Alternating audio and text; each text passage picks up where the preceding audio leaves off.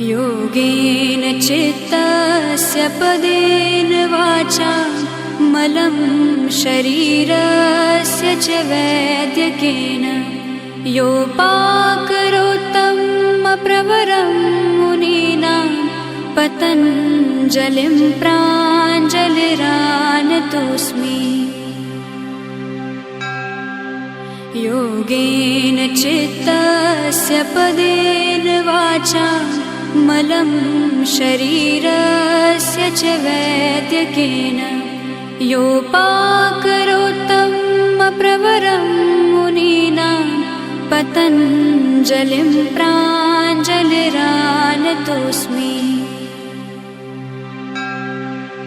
योगेन चित्तस्य पदेन वाचा मलं शरीरस्य च वैद्यकेन योपाकरोत्तं प्रवरं मुनीनां पतञ्जलिं प्राञ्जलिरानतोऽस्मि।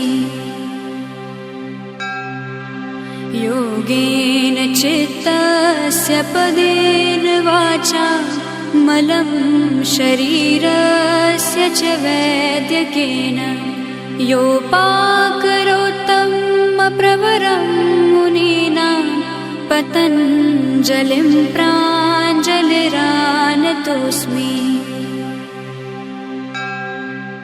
योगेन चित्तस्य पदेन वाचा मलं शरीरस्य च वैद्यकेन योपाकरोत्तं प्रवरं मुनीनां पतञ्जलिं प्राञ्जलिरानतोऽस्मि।